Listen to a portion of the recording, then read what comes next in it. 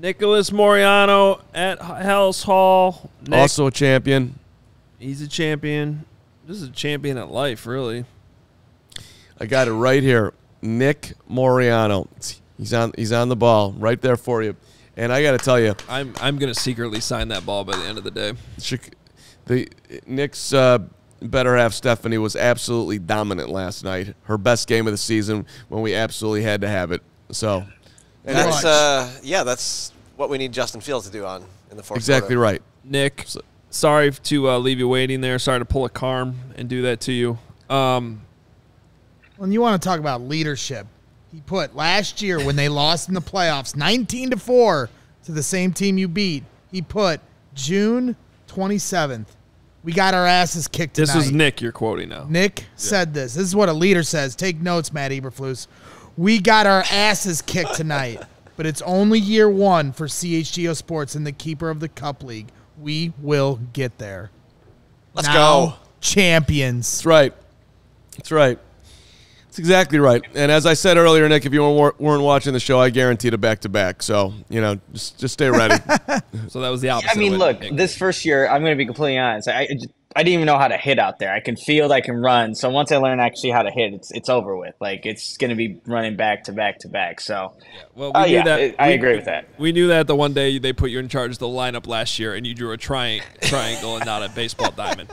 Well, and I play football. I play football. If we're going down that road, Nick's on third base last night. There's nobody out. I'm coach at third. Fly ball to the outfield. I'm like, tag, tag, tag. He's 3 feet down the line. Tag, tag. Doesn't tag. Then he's coming back. Then they're throwing the ball at him. Then all of a sudden, the ball's right there. The dude just takes off for home plate. I'm like, you're the worst player I've ever seen. But he got around the catcher and scored, and I said we will be working on that in the offseason. So it all worked out because the dude is as fast as hell. So listen, natural. He's like Claypool with a good attitude. I don't think I want to be associated with Claypool. That's bad. But I get what you're saying there. I get what you're saying. But you're a champion. Bottom line, you're a champion. They might carry him out of Halas Hall right now, too, just for that comparison. All right. Back to football. Yeah, back to football. Nick's there. Tell us about the press conferences. We haven't been able to see them.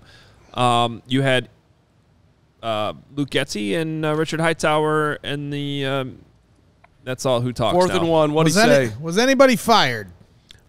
Nobody was fired. But here, before we get to the 4th and 1, I want to go to the strip sack fumble that really was the game-changing play in that Bears-Broncos game. So Luke Getsy was asked about it. He said, and was asked, what's the coaching point on that? And he said that goal line play that you saw to Khalil Herbert, that was a touchdown, basically the same concept. It's called what Luke Getsy described as a dirty edge when you have those bootlegs. So someone is going to be, coming off the edge free. So you got to come out high on those plays. And when you recognize the rusher is high, you got to pull up. So Justin Fields was able to do that on the Khalil Herbert touchdown. He's able to recognize where it was at, the high, and get that touchdown. And I went back and watched the film real quick before coming on here. The Bears are on the 2-yard line on that Herbert touchdown, you guys. Fields gets to his drop back, and his back foot hits at the 12-yard line. So he gets 10 yards of depth, pulls up, freezes the defender, able to throw a touchdown. On the sack strip fumble, same thing. They're both under center. Bears on the 49-yard line of Denver. Fields only gets 7 yards of depth on that one. Gets to the 44. The defender's right there. Strip sack fumble. And the big thing that Getsy was saying is that you just on the one touchdown, he was able to pull up because he got the right depth. On the one where the strip sack fumble, he didn't. So it's a little details again. So if you're looking on blame, is that on Getsy? Is that on Fields? Now you see where the depth is at. It's probably on Fields on that one. So, okay, because I haven't seen the press conference. That's fine.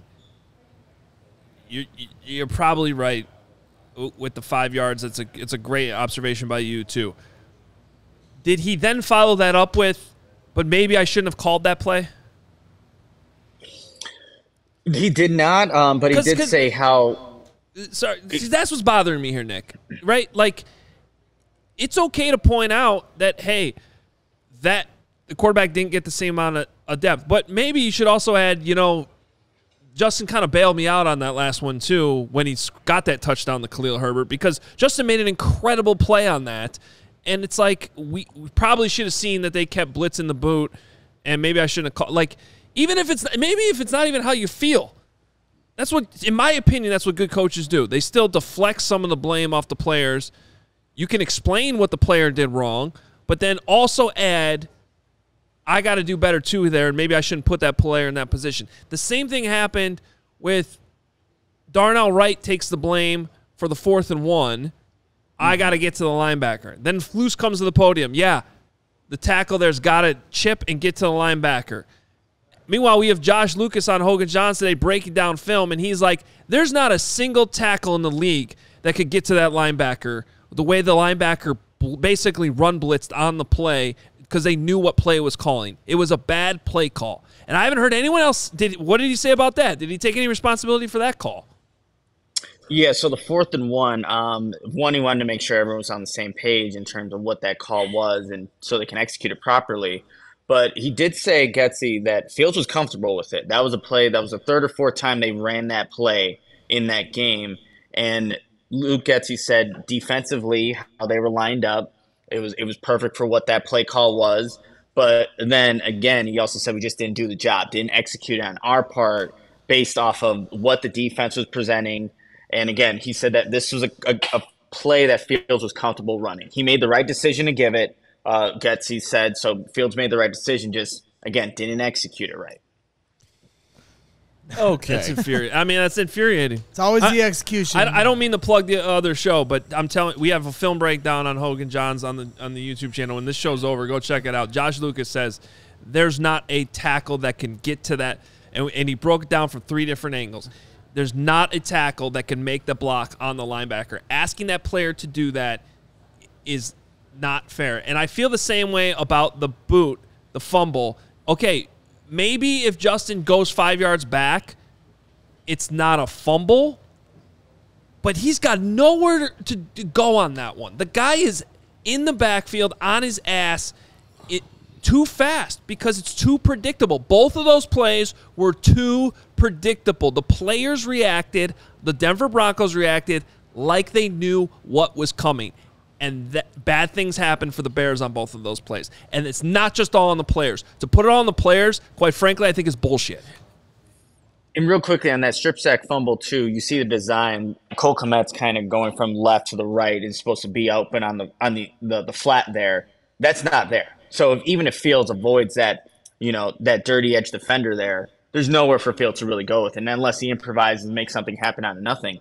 But I asked Luke Getsy, too, about Washington. What's kind of the challenge of running those nakeds and boots against a front like that? He says it's a challenge every week because when you got a guy like Justin and everyone's planning for it. So going back to what you kind of said, Adam, everyone's planning for Justin, for their edge rushers to kind of rush at Justin freely. So they know that's going to happen. But like to your point, they're still doing it anyway and expecting Justin to make the right depth, the right read, to make an incredible play out of it, to maybe make something happen offensively. Did anybody ask him, Nick, whether or not he feels like they've found a formula they can use going forward here that's going to give this offense some relative consistent success? Yeah, so he was asked a question about that, what can carry forward from that game. And he said, the offense had 78 snaps as opposed to around the 50 that they've been having in the previous games. And just when you get the explosive plays and are able to run the ball, that you can carry that over.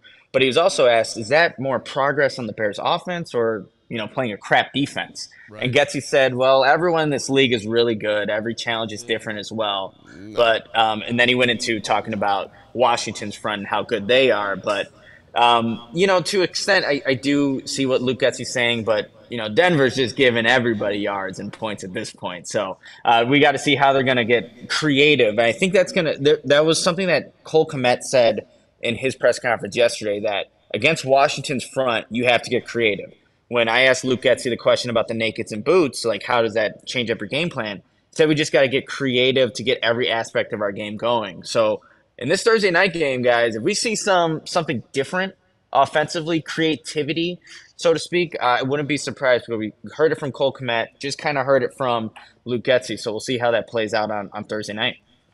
You bring up Cole Kmet, and this is something I really am, even if we're a game later, look forward to asking him about on this clarification. But I want to get your perspective on that interception play. because he explained it. Justin explained it. They're trying to take responsibility for what went wrong. But at one point, the thing that stuck out to me in Cole's explanation was he said, I ran that route a little longer than we normally do because I'm trying to get the first down. But then why did he stop? That doesn't align with the logic he's trying to say. If he's trying to run the route longer because he's trying to get to the sticks, to me, he stops. And Fields is throwing with anticipation to lead him to that spot. So I don't understand. To me, that confuses me. If he's trying to get the first down, but why are you stopping then? Yeah, so Cole Kmet, he's stopping, and then he's going to break back out the other way. And that's why Justin Fields put it to that spot. Cole's going to try to create leverage with his body and go the opposite direction. But Luke was asked about that, the interception, and he did mention the depth of the route. You have to give it more time to develop. So for Fields, again, I think that's where a time where if you have a little bit more time, he's going to see that Cole's trying to create separation going the other way and doing what he's supposed to do. And I think just, Fields saw something differently, wanted him to, quote unquote, play football, kind of improvise there. And that's kind of why Cole ran it the way he did. But again, those two were just not on the same page, the same wavelength. And just going to, it's going to take time, I guess, to see those guys. But those are two that you expect the chemistry to be there. What's frustrating is he actually does try to anticipate the throw there. He tries to throw anticipatory throw there, and it turns into an interception. And then however many snaps it was before that, just a couple on the intentional grounding, he misses the anticipatory throw. He should have the Tyler Scott, and he just doesn't take it. He doesn't throw it, and then the protection in front of him is crap, and then he dirts the ball when he can't, when he's in the pocket, and it's intentional grounding. So this is the battle right now that's going on with Justin Fields, and I don't fault him for the interception because I would much rather see him pull the trigger. We're at that point. Throw the ball, and learn from it on the back end with the wide receiver. Trust that it's not going to be an interception, even though in that moment it turned out to be. That sucks, but I'm okay with that interception at the end of the game. Is Tevin Jenkins going to play on Thursday, or is this something where he's going to get eased back by after the extended break? Yeah, Luke Getsy was asked about Tevin Jenkins, and he was asked, does he have a legitimate chance to play? And Getsy said, I would assume he has a legitimate chance. There, there are a couple benefits for Tevin Jenkins. He's not one of the new guys. He has a comfort level there. But really, ultimately, they're excited to see how far he can come in these next couple of days. You have some walkthrough practices, so you're not going to see, what a typical week would look like if you're trying to get a player acclimated back into the starting lineup. But he said, I would assume he has a legitimate chance, you guys, and that would be a big upgrade for a Bears offensive line. Like that play that you mentioned, Adam, where the intentional grounding, there's 3 down linemen and 5, five-man protection, and yet you somehow get defenders in the backfield. Fields has the intentional grounding. That cannot happen. So maybe if Tevin Jenkins can play, it's definitely going to be an upgrade for that offensive line. The guy who hit Fields on that wasn't even really rushing. It was just like, oh, the guy's not blocking me anymore. I guess I should go rush the quarterback. Hey, so this whole interview here started with your manager oddly throwing you under the bus after a championship win for No, I didn't. It's just weird. I hold people accountable, unlike the head coach of the Chicago Bears. That's fine. That's fine. However, I think we should hold the manager accountable as well. I am getting texts from sources that would like me to ask the manager here, manager of the year, Mark Carmen, about what happened when he got doubled off second base. Oh boy. Yeah, no, I got to look in the mirror on that, and I forget who was at the plate, but it was a shallow pop up in the left field, and I was on second, and I was anticipating a drop because Chicago Public Media was having some trouble with some pop-ups, but the left fielder did come in and make a nice play, and I'm telling you, I wasn't even that far off the bag, but they threw behind me, and they got me, and I was out, and I felt terrible about it. So that's 1,000%. Like you were a little too far off the bag. I was. That was. I want to hear excuses. I was going to say, so here you are, okay, I'm better than Flus because I'm holding my players accountable, but you kind of just pulled a Getsy because you blamed it on one player, but then you didn't turn it on yourself either. I wasn't that far off the bag. I don't know. We might have to rescind just a good this. play by the defense. Well, you guys are making fine points here, but again, what I'd like to do is hold up the trophy. and the point that I made with Nick, we do have to work on how to tag up properly. I didn't think we had that issue, but we learned that last night that we do, and that's just like something that we can be better at next year. But again, Nick did score, and listen, truth be told, Nicholas Moreano was a phenomenal teammate and a reason why CHGO won the whole damn thing this year. He played every single position. He broke his finger. He was literally everywhere in the outfield, played in the infield, hit at the top of the order, hit at the bottom of the order, brought the lovely Stephanie, which, we were at times short. You have to at least 2 women to play. So we wouldn't have had that without Stephanie last night, who played a great game too. Nick is one of my heroes, and it was an absolute press conference over yet. It was a pleasure to manage him. So thank you, Nicholas, and great job today out at Halas Hall. Appreciate it, you guys. Carm, you did fantastic managing this team, and we wouldn't have gotten the championship without you. I'll say that. I'm proud of you guys. Thank you. And I mean that. Thank you. Nick, anything else we missed before we let you go? Eddie Jackson. Nothing was asked about Eddie Jackson with Getsy and Hightower talking. Real quickly, Getsy wasn't really going to talk about Chase Claypool at all, you guys. He kind of said he'll leave that to Ryan and Matt Eberflus. But, when we were at training camp, he was making some plays in, some of the practices there. And he was asked, is it a challenge? Because he was supposed to be a big part of the offense. And how does it change your offense, essentially? And Getsy kind of was just saying, well, now, it's always a challenge. You never know who's going to be in or out, but it allows him to kind of know some of the other guys a little bit more. Like a guy that we haven't seen really on offense, unless it's a very gimmicky type play, is Velus Jones Jr. With Chase Claypool out, does that create more opportunities for him to be on offense? I guess we have to wait and see. But, it doesn't seem like it's too big of an issue or how they're kind of approaching, the wide receiver depth or how they're going to do things offensively without Chase Claypool. I heard some whispers about Eddie might being able to play on Thursday. Okay, final question for me. Richard Hightower. Last week when I listened to him, I was like, man, this guy kind of has the presence of a head coach. If some fans get what they want and the Bears can't win on Thursday and they fire everyone, could Richard Hightower be the interim head coach for the rest of the year? Do you think he'd be a good fit for that? Well, Mark and I were talking about that actually last night after we were celebrating our, softball championship. Who would be, a guy up to the task? And Hightower, I think, approaches things the right way. And, always every question asked is a great question. But I think that, Hightower definitely, I think, would be in the makings of being a head coach one day if he consistently shows that, he can do things right. But really, when you look at it, you guys, who else would the Bears even have? Is John Hoke a guy that would take over? There's not many great options, but I put a Hightower up there. Okay. Hightower, High Point. Let's go, Nick. Nick, appreciate you, man. Have a good rest of your day. And tomorrow, Will and Nick will have your preview show for Bears and Commanders while Carmen and I invade Halas Hall. Talk to you later, man. All right, you guys. There he is. Nicholas Moreano.